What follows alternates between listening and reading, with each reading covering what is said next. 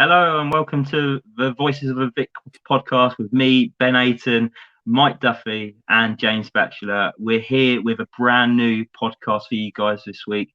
A little bit different this week. Instead of giving a reaction to the 4-1 FA Cup defeat to Leicester City, we're going to be previewing the Newcastle United game in the Premier League this weekend. Reasons behind that, all three of us didn't watch the game. As simple as that, really. Me and James, we was both ill, so we couldn't get around to watching the game. And Mike, he managed his Saturday league team to an 8-0 victory at the weekend. So congratulations to that, Mike.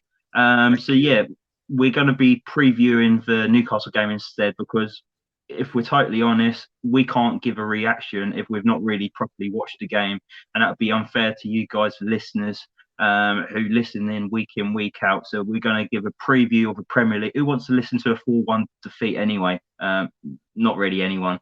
And as you can probably tell, the intro is a little bit different. I'm doing it. Mike's not doing it. You're not hearing a Birmingham accent, which is probably good for a Watford podcast.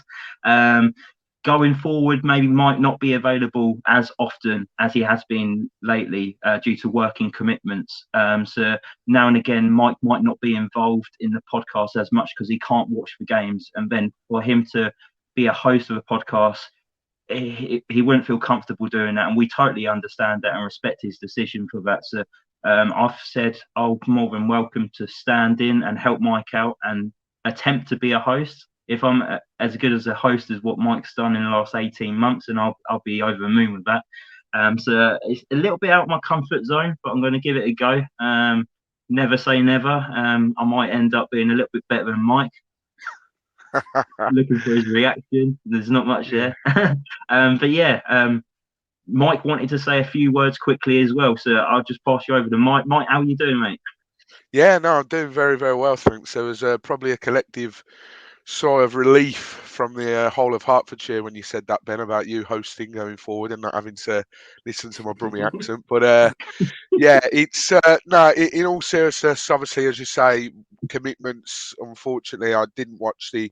Unfortunately or fortunately, I didn't watch the Leicester game at the weekend, and it's quite a common theme for me at the moment. I've just not been able to watch as many games as I would have liked. I've not been able to get to as many games as I like. I've only been to 2 games this season, and both of those was because of bizarre circumstances. So, and I don't know when the next game I'll be able to go to. As you say, work's manic at the moment, and I manage a football team in Birmingham on Saturdays. They kick off at 2, and I live in Nottingham, so I'm always travelling. So, as you said, I'm not completely leaving, but I'll only really be able to make the podcast when I've actually watched the game itself, which will generally tend to be TV games, and even then, hopefully, I'll be able to watch them and everything else. But yeah, you won't be hearing my voice as much as you have been for the last almost 2 years now.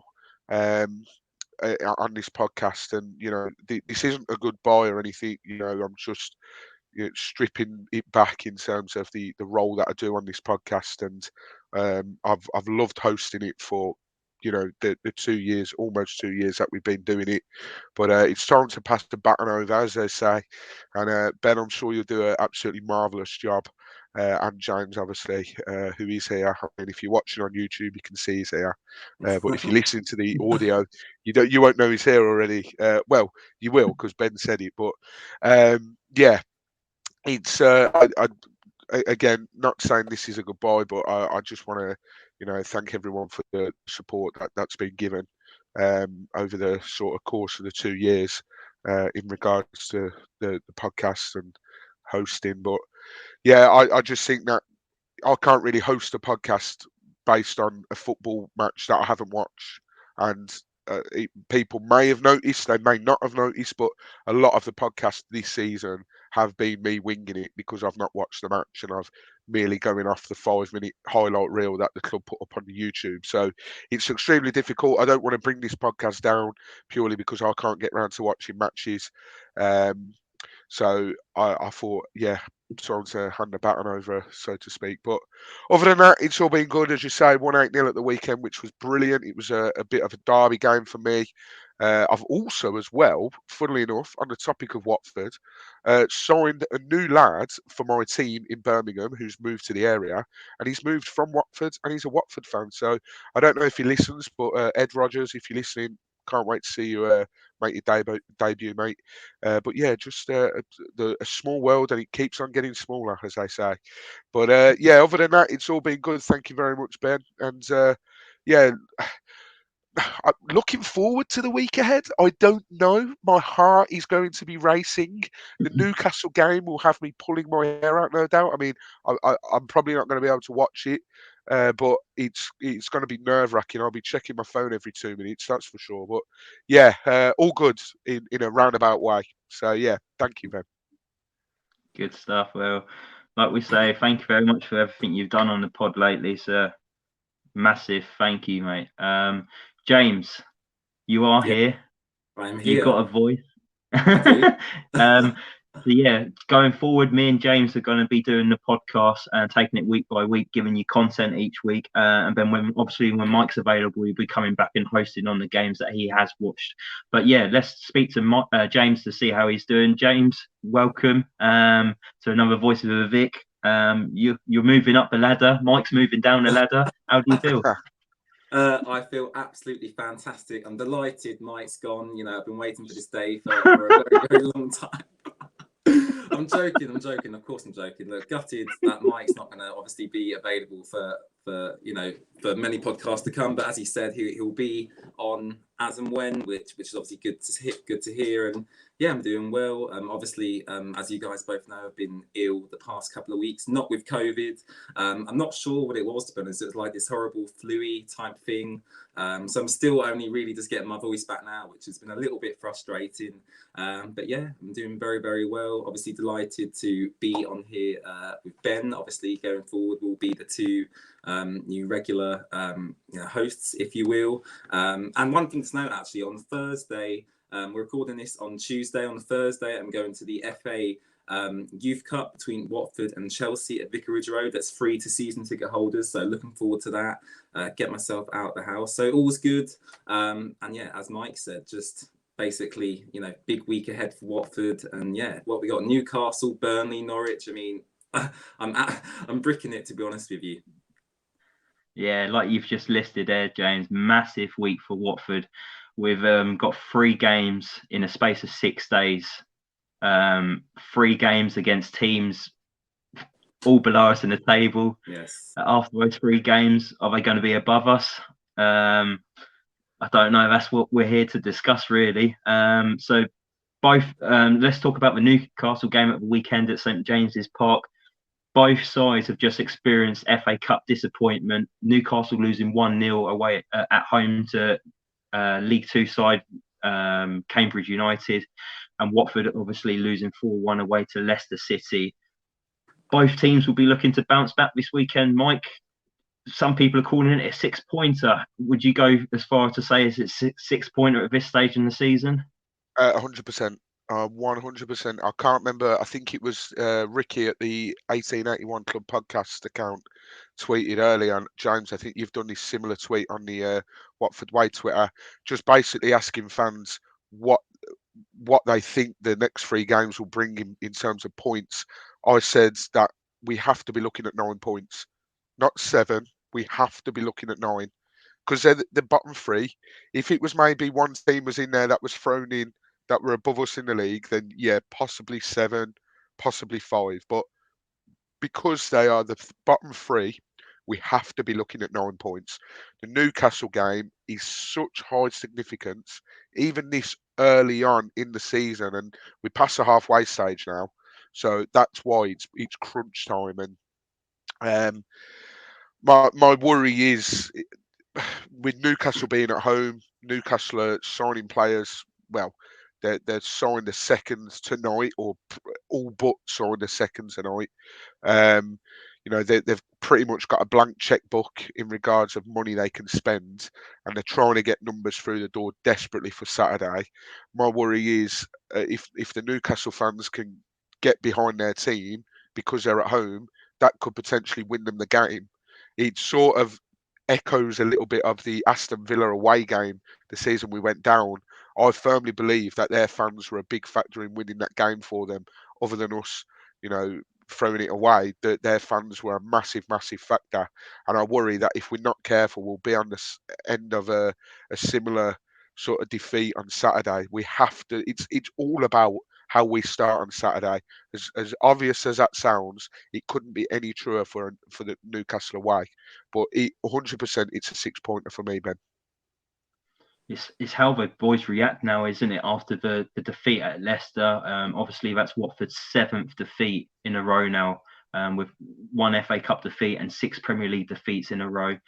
Newcastle are currently 19th in the Premier League, played 19 games and are on 11 points. Watford have played 18 games, are 17th in the league and on 13 points. So we've only got that 2 points gap above Newcastle. James, do you see this game against Newcastle being bigger than the Burnley game Tuesday and the Norwich game on Friday night? I think they're all big in their own sense. I think the Newcastle game is probably bigger because there's a lot of media focus on them at the moment. I think a lot of fans have probably gutted that this game isn't televised, actually, because in terms of the relegation battle, is absolutely mental. So you just say it is televised. No, I said Mike wished it was televised. Oh, sorry. But yeah, look, of course it's a massive game. The Burnley game's massive. Norwich is massive. I think we can make the games less massive if we get a result against Newcastle. I think if we get a result against Newcastle, whether that be a draw or a win, that does, ease the pressure a little bit on the Burnley and Norwich games. But all three of them are absolutely massive. But even if we lost all three, I don't think you can write off the season entirely. I think that we're only relegated when we're mathematically relegated. That's how I look at it anyway.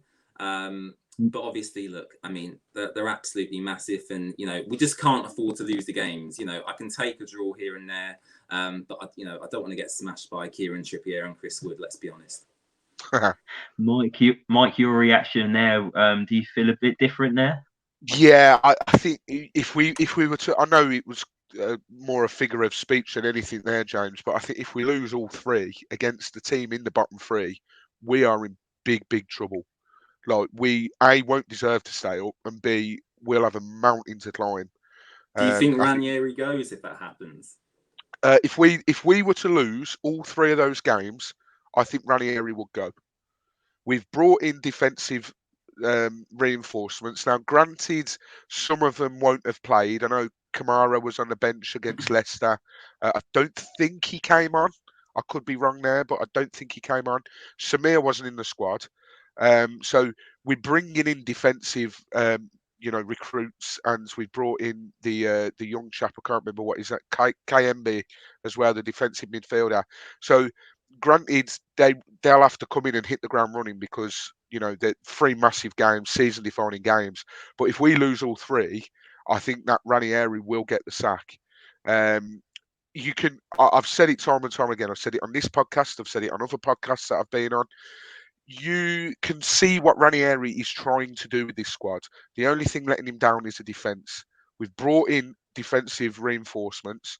No truce to Kong. So, and I must say as well tonight as well, to give Truce to Kong a bit of credit, he did shut out Mo Salah tonight because they have beaten Egypt 1-0 in the African Cup of Nations, and apparently had a decent game. So credit where credit's due. But no truce to Kong. So those Watford fans that aren't keen on him or his performances for Watford, we can't blame that. Samir coming in as well, to hopefully shore up that defence. I just think that if we were to lose all 3, that would be absolutely disastrous. And I just could not see any scenario where there is a slight positive to take from losing all 3 of those games. So yes, I think Ranieri would go. I wouldn't take a point at Newcastle away. Yes, the old cliche is win your home games, draw your away games. But I just think that up against a team like Newcastle, we have to be winning. Like Newcastle and Burnley are both on. I want to say they're only 2 points behind us. Yeah. So, you know, a point there, yeah, it will still be a 2 point gap, but we just have to win and start making up a bit of ground, because at the moment it is desperate times, and I'm just hoping that these new recruits can come into the squad and really hit the ground running. And I'm really looking forward to seeing this Samir. You know, Udinese fans weren't happy at all that they'd shipped him over to Watford. So, you know, I'm very happy about that. But yeah, I wouldn't see a scenario where Ranieri would be in the job if we were to lose all three. It's going to be difficult if he ends up losing all 3 games. That's a lot of pressure on Claudio Ranieri, and we've seen how trigger happy the Pozzos are. So I wouldn't like to see him go, but I wouldn't like to see us lose those 3 games as well. If we do end up losing those 3 games, you just know what's going to happen. But yeah, let's talk about the new signings for Watford. We've obviously gone in depth with them before, gave our opinions on the new signings. But isn't it a big task to throw them in such an important game so early on in their Watford career, to play Newcastle away with fighting for their lives? We've obviously signed Kamara from Nice, Samir from Udinese, and then Idou Kiembe from the Belgian league. That's a massive ask for them to come in playing Premier League football for the first time, experiencing English football, and then to play away at St James's Park. It's going to be tough, right? Yeah, but they're professional footballers. Like Samir has played as recent as not the last game for Udinese. I think it was a game before. I think the only worry is surrounding Kamara. I don't think he's played as much this season, if my research is correct.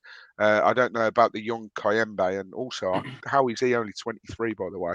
He looks about 50 odd, but that's a bit rich coming from me. But yeah, Samir, I expect. They're just going to have to adapt to the surroundings. I'd imagine they're being put through their paces at training. They, you know, try and keep them up to date with, you know, how we're trying to play and what we're trying to do. And this is the way that we do this. This is the way we do that. But they're professional footballers at the end of the day. They get paid a lot of money. They have to adapt. And, you know, if you can do it against the teams where it's a scrappy game, then you know, you can do it against anyone else, really. James, I don't know if that's what you were going to say as well. It slightly No, I was going to interrupted you say, there. you know, in terms of the new signings, I'm really excited about Hassan Kumar. I think he looks like a real talent. You know, he's come from Nice out in France, and you know they're one of the better teams out in Ligue 1 in France. And you know he was pretty much their starting left back. Obviously, he's not made. I think he's only made 11 appearances so far this season, a couple in the Europa League as well. But yeah, I'm really, really excited about him. I was hoping to see a bit of him against Leicester, but understandably, obviously Ranieri didn't want to risk him. He didn't risk Dennis either. Dennis sat out of that game as well. I think another topic of conversation that I've seen on Twitter quite a lot as well, and you know we still have to bring this up because I do think it's still an issue at Watford, but whether we resolve it in January or not is another question, and that's the goalkeeper situation. Obviously, me, Ben, Mike, we've all debated quite a lot about who's better, Daniel Batman, Ben Foster, who should start for Watford. But actually, I was kind of just lying in bed the other day, and I come to the conclusion in my head that actually both of them aren't really good enough for what we need right now. So I'm, you know, posing the question whether. You know, obviously we got Okoye coming in the summer, but do we get a loan goalkeeper in for the rest of the season, or is it something that you know you wouldn't look to prioritise at the moment? Firstly, James, I was worrying where you was going to go there when you were saying you was lying in bed. So thankfully, you decided who's the better goalkeeper for Watford. Well, neither of them are. So I'm glad you came to that conclusion, and we didn't have another issue on the Voices of the Vic. But yeah, like you say, we've signed a new goalkeeper, Coy, who's going to be coming in at the end of the season. It's unfortunate that he's have to see out the rest of the season over in Holland, because ideally, like you say, we need a new goalkeeper now. I rate Batman and Foster both in the same category. I don't think they're good enough for Premier League football now. If I have to pick one, it'll probably be Ben Foster over Daniel Batman. So if I could, I would look to bring in maybe a goalkeeper on a 6-month loan deal, knowing that we won't be able to play them next season because we got a Koi coming in. If I'm looking for a goalkeeper who needs minutes under his belt and not getting games for their club, I'd look no further than Dean Henderson at Manchester United. Yeah, I think the only problem you'll find with Dean Henderson is he will be on the best part of 100 to 150 grand a week. And, you know, the pot shows won't spend that sort of money on wages, especially because the last time, you know, it was made clear that, you know, last time we got relegated, there was few, you know, quite a few senior members of the squad that didn't have a clause in the contract to reduce their wages. You know, I think Troy Deeney was still on the same money. Andre Gray, I think it was reported he was on 80 grand a week in the Championship.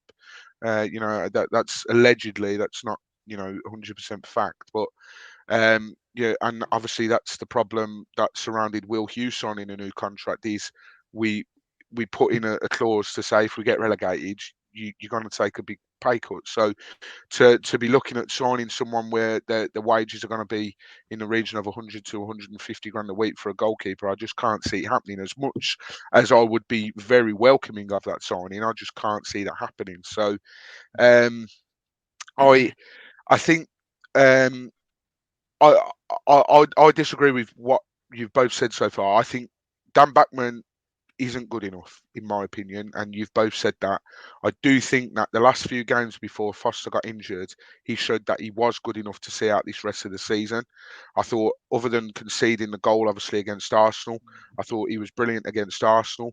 Let's not forget the Newcastle home game. If it wasn't for Foster, we probably would have lost that. Yes, there were question marks over the goal for Longstaff, I think it was, that scored. Question marks over whether Foster should have saved it.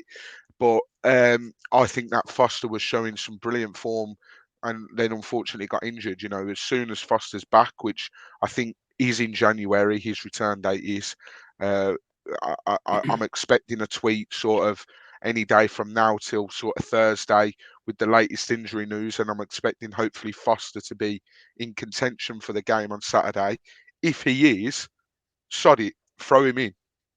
Yeah, he's been out injured for so long, but I just something for me, it's not clicked for Backman whatsoever. He's tried, but it's not clicked for him. We've given him his chance. You know, he did superbly for us last season in helping us get promoted, and we will be internally grateful for that.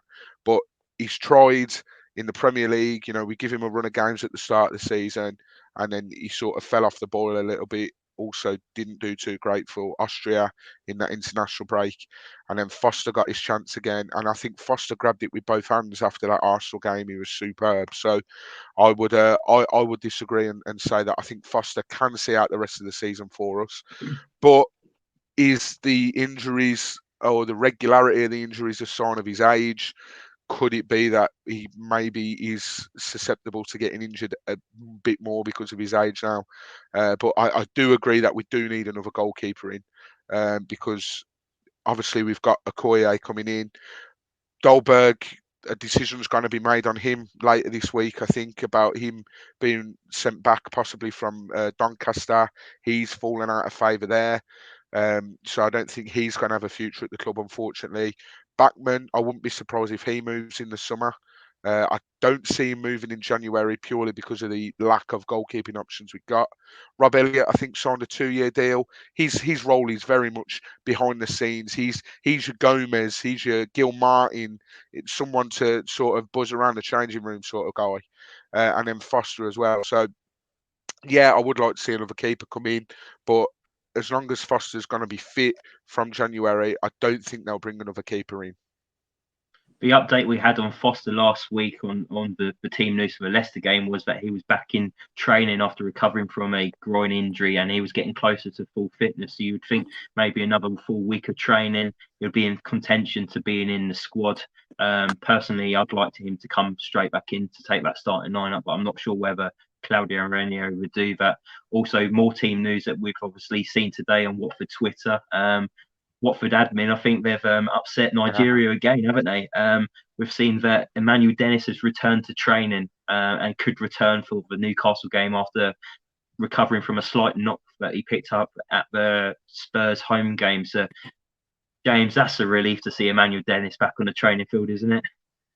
Yeah, it's a relief. I mean, I think Watford probably, over-exaggerated the actual extent of his injury. I'm sure if Claudio Ranieri wanted to, he could probably have played in that Leicester FA Cup game. But it was obviously apparent to everyone that, he is our best player at the moment. Obviously, Ismaila Sarr's out injured. So, Emmanuel Dennis is the guy we are relying on. So, yeah, not surprised really to see that is available. And it's only a positive going forward. And to be honest, in the next week or so, we'll see if Watford have been justified in their decision to keep him from going to AFCON. Because if Emmanuel Dennis scores the winner against Newcastle, against Burnley, then our decision, or Emmanuel Dennis's decision, we don't know what's gone on there really, but the decision would have been justified. So yeah, really excited to see him back, and hopefully the decision does get justified in the next week or so.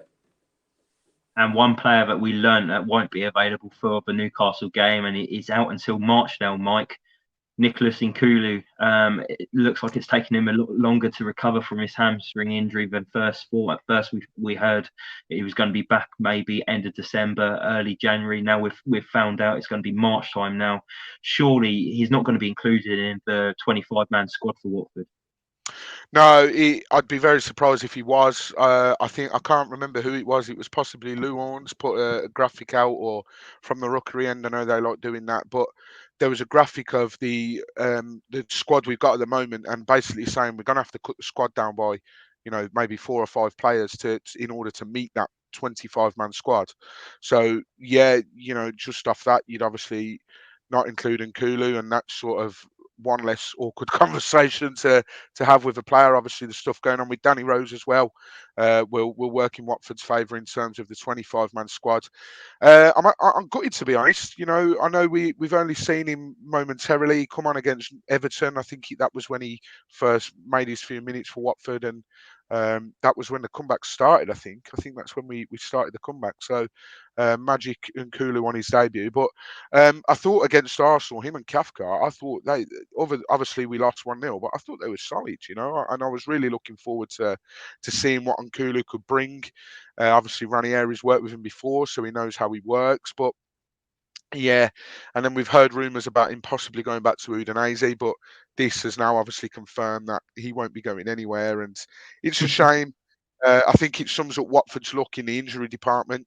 You bring a player in to cover for injuries, and then he goes and gets injured till March. So, it couldn't be any more Watfordy if they tried. But yeah, I'm gutted. But I'm glad that we've brought in a centre back. I'd be more worried if we hadn't brought one in, and perhaps we're relying on Cabaselli, who's coming back from a long-term injury. But yeah, gutted for him, and I'd be surprised if we see him in a Watford shirt again, if I'm honest. Yeah, it'd be a shame not to see him again in a Watford shirt, but you totally understand where you're coming from. And I think most Watford fans will feel the same. You can't afford to give a squad player a position in that squad when he's injured till March. You've got so many games to come between now and then. But let's focus a little bit on Newcastle now, James. I've seen that any new signings that Watford or Newcastle would have to make to register him in time to be eligible for the game on Saturday would be noon on Friday. And obviously, just before we came on air, they've just met the release clause for Burnley striker Chris Wood, which I believe is £20 million. They were desperate to sign a striker before we played them, weren't they? Yeah, it does concern me. I mean, I do not really rate Chris Wood at all. I mean, if you offered Watford the chance to sign him, I'd probably say no. I think it's a bit odd he's got a release clause for £20 million as well. I don't know where that's come from. I don't know whether Burnley have negotiated that in the past couple of days, knowing that Newcastle are going to make an offer. But yeah, I mean, look, it's obviously concerning. Newcastle could bring in another player before we play them on Saturday as well. I think they've been, can't remember the guy's name, but Fabrizio Romano mentioned another name as well before we came on air. So it's very, very concerning. Will he start in the game? I'm not so sure. I think that, he's not even actually officially signed for them yet. And we're at Tuesday evening. So I wouldn't get too concerned. But it does show, obviously, their intent, their willingness to spend the money, something that Watford don't have. And, Newcastle suddenly getting a billionaire owner isn't really what Watford would have wanted going into this transfer window. So it's an interesting signing for them. I don't really think it's going to be, their long-term strategy to be signing Burnley strikers. But, they need a striker, at least until the end of the season. So I can kind of understand why they've done that deal.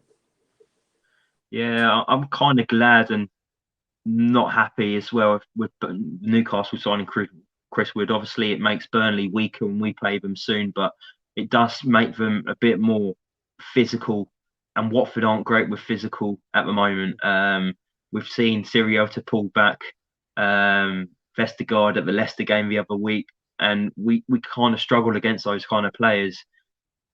A few injury news for Newcastle. Callum Wilson's out injured, which is a relief. He always scores against Watford. Isaac Hayden's also out. Fernandez is out, the centre back, and also Jamal Lewis is also out and will miss the game. Javi Makiro, that's my butchering of the pronunciation. He will be missing a game after picking up his 5th yellow card of the season, so he's currently on a 1-game ban. Eddie Howe will be attempting to secure his 2nd win as Newcastle manager. Newcastle, they got a blank checkbook, Mike. They've got Eddie Howe at the helm now. We drew with them 1-1 at the Vic earlier. Are this Newcastle side now more fearful than what we had to play against back earlier on this season? Good question. I mean, any Newcastle side without Callum Wilson is less of a threat.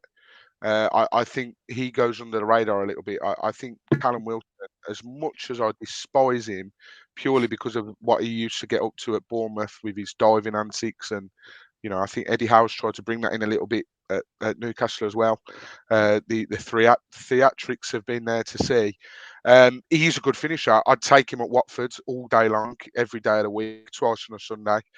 He's been, chosen by England for that reason as well. I know it's only been friendlies, but he should have been in the England conversation a lot sooner than he was.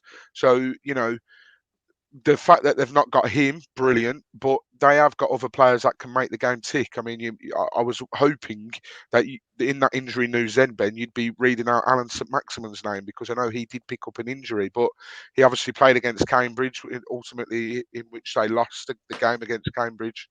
I must say as well, whilst we're on the subject of that, I know James mentioned about getting a goalkeeper in. That Cambridge goalkeeper was absolutely superb, and apparently it wasn't a one-off. I've seen Cambridge fans saying that people have finally seen what he's capable of, and I think he's only a young lad as well. So maybe it'll be interesting to see maybe where he ends up, especially after that performance. But yeah, going back to your question, would I say that they pose more of a threat? I would possibly say so, because you don't know what business they're going to be able to do from now till Friday noon when the deadline is. They've brought in Trippier, so that'll shore them up down the fullback side. Chris Woods is expected. Whilst James was speaking, I was just checking Twitter to make sure they hadn't officially announced it, and Fabrizio Romano said deals to be announced this week. So I would be very surprised if it was announced or signed after noon on Friday. So obviously Chris Wood brings in a different dimension in terms of a more physical side. So yeah, I would say they're more of a threat. Samir's going to be providing he starts, which I fully expect him to.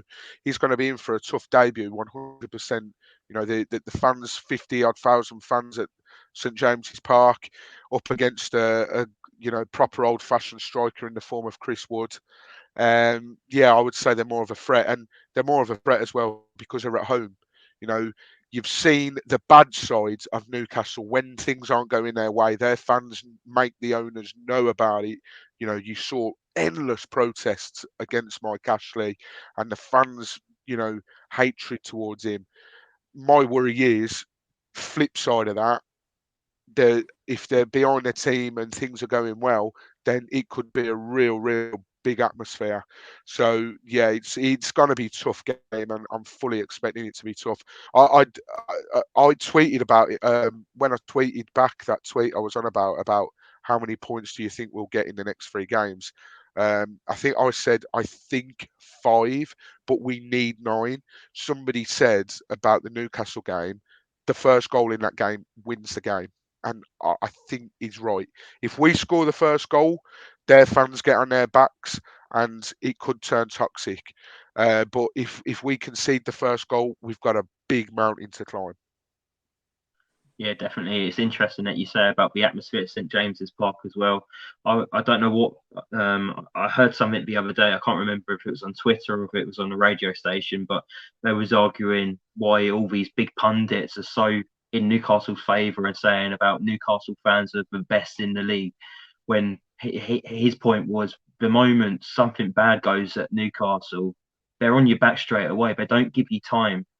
They're impatient, and they're an angry bunch pretty much. They've not had success for a while, but they deem success. They think they're a Liverpool. They think they're a Manchester United, when really they're not. They had a couple of good seasons under Kevin Keegan. Before that, tell me about their history. What else have Newcastle really done? I don't think they've won many trophies in their career. So I don't get why they demand success and why they have to be the best fans in the country, when the moment something goes wrong, they're on the players' backs. The treatment they gave Steve Bruce the start of this season and the end of last season was absolutely disgusting. And to see the way he was treated was just awful. So I'm not having that. I don't think Newcastle fans are the best fans in the country in a long way. James, Alan St. Maximin, how do we deal with him?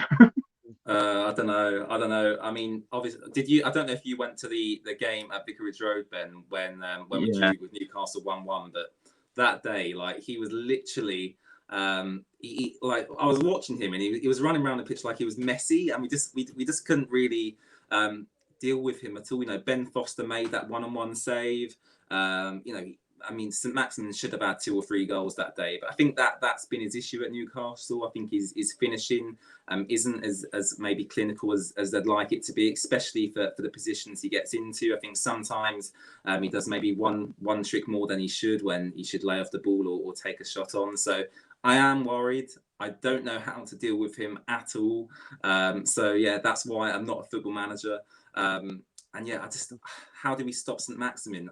I really don't know. But I think the positive for me is he pretty much is their only threat. So if you nullify him, there's not really anyone else I'd particularly focus on that's going to score them loads of goals. So yeah, just try and nullify him as much as we can, and hope he doesn't, you know, create something that could lead to a goal. Yeah, he can definitely create something out of nothing. He can quick feet, pace. I don't like it when he gets in the penalty box as well, because up against our defenders, you just know it's going to end up in the penalty, don't you? Batman come charging out, taking him down as well. I'm having lots of nightmares at the moment about St. Maximin. Mike, how did Watford line up against Newcastle? What would your starting 11 be?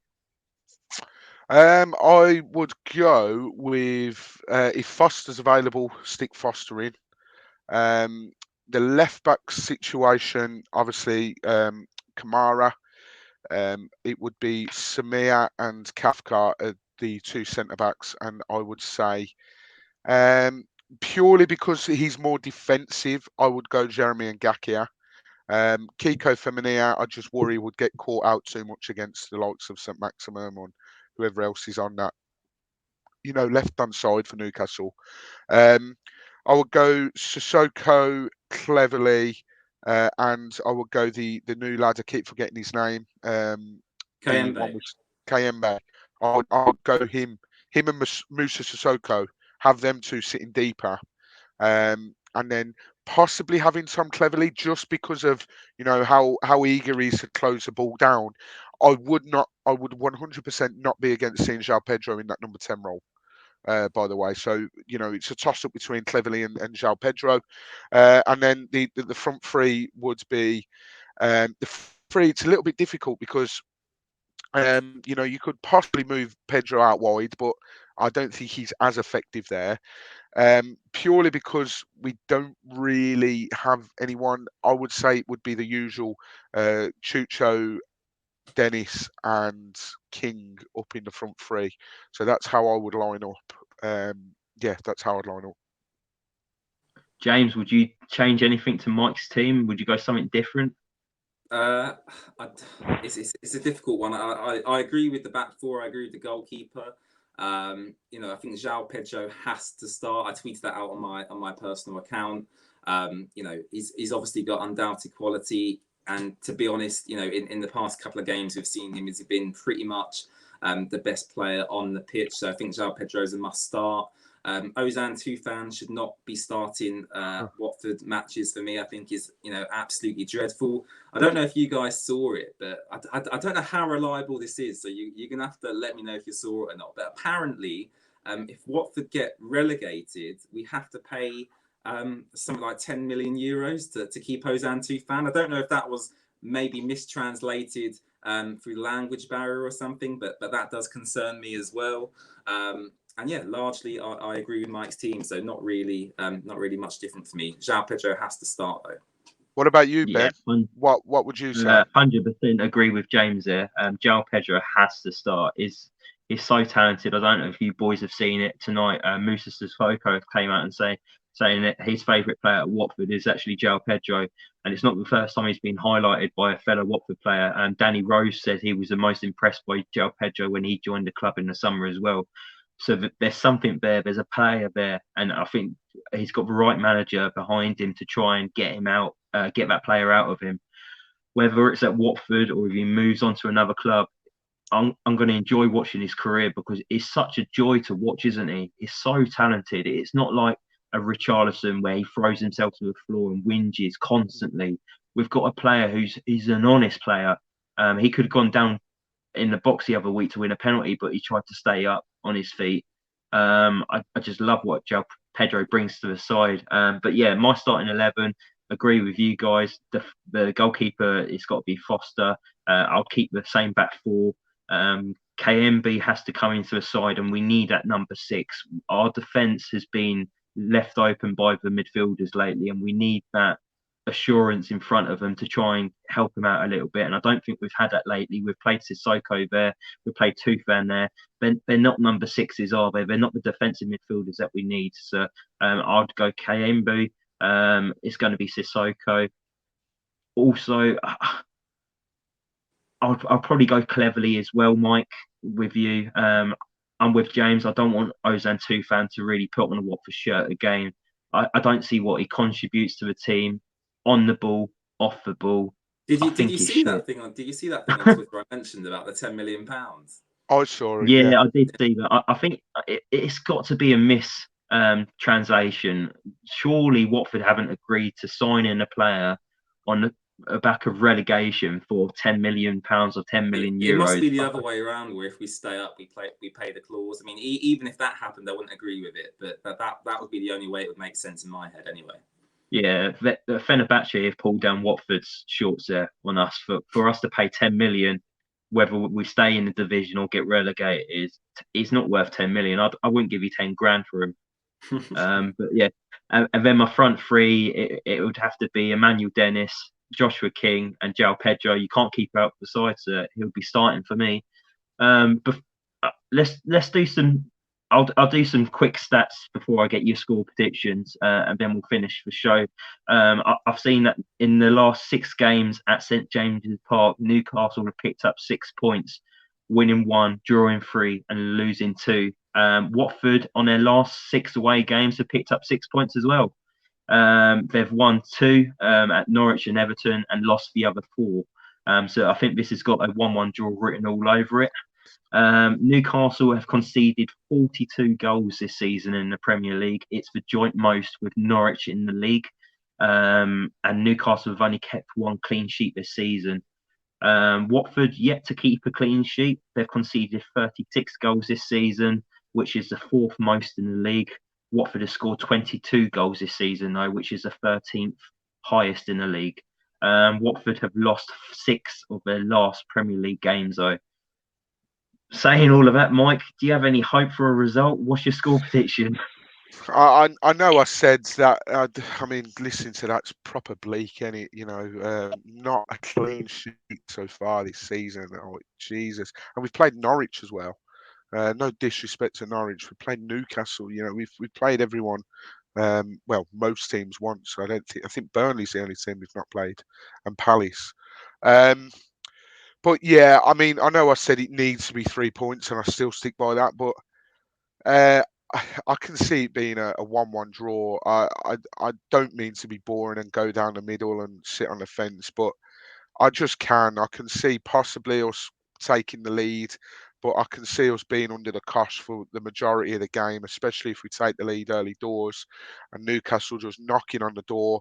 I can see it very much being like we get a goal sort of first 20 minutes or so, and the rest of the game is like the Tottenham game where it's attack v defence ultimately, and then we crack in the last sort of 10-15 minutes and they nick a goal to equalise.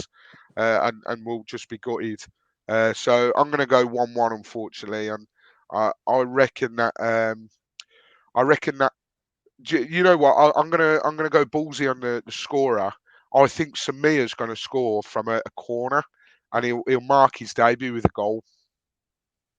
Interesting. I love that. Something out of the blue. James, score prediction. Are you a bit more hopeful than Mike? Yeah, a lot more hopeful. Well, I say a lot more hopeful. I usually give 2 score predictions. I usually give one which I hope will happen and one which I actually think will happen. So, you know, I'm hoping Watford will win comfortably 3-0. You know, very, very easy, relaxed game. Can watch at home, put my feet up, lovely jubbly. However, I do agree with Mike. I think that, you know, the pressure on both teams is going to be ridiculous. You know, Newcastle and Watford will both want to win the game, but equally, you don't want to commit too much where you leave yourself open at the back, which ultimately will end up leading to a draw. So I think we might keep a clean sheet, but I think it might be quite a dull nil draw, unfortunately. See, I'm going to go for an entertaining 2-2 draw. I can't see us keeping a clean sheet. I can't see us keeping a clean sheet for the rest of the season. And I can see us scoring against Newcastle. Them only keeping 1 clean sheet this season and conceding the most in the league gives me a bit of faith that up the other end, we'll do what Watford have been doing this season. We will score goals, but unfortunately, I don't know if it's too early for us to get a cemented back four where they're going to be quite solid. I think it's going to take time for us to get those clean sheets. I can see us conceding, but I'm trying to be hopeful and aiming for a 2-2 draw. So let's see how it pans out. But yeah, boys, thank you for joining me tonight on the latest episode of the Voices of the Vic. If you're watching on YouTube, don't forget to subscribe, hit the like button, comment below if you've liked the video. On Spotify, don't forget to leave us a rating and tell your friends about the Mike Duffy stepping down, and you won't be listening to his introduction anymore. No, on all seriousness, it's been a good show. I've enjoyed it. It's been I've been nervous all day about doing this podcast. When me and Mike started this podcast, I was a bit reluctant to do it, but I knew I had to build up my confidence because I've got a wedding coming up soon, and I'm going to have to stand in front of lots of people to do a speech. So when the opportunity came up to try and host the show, I thought, okay, maybe I can boost my confidence a bit more, and when it comes to the day, I'm going to smash it. So fingers crossed, this is going to help in that in the lead up to that. So yeah, thank you everyone for listening. And me and James will be back at the weekend to talk about the Newcastle game. Mike might be available. We'll discuss it later on nearer the time. But yeah, thank you for listening, and come on, you Orns.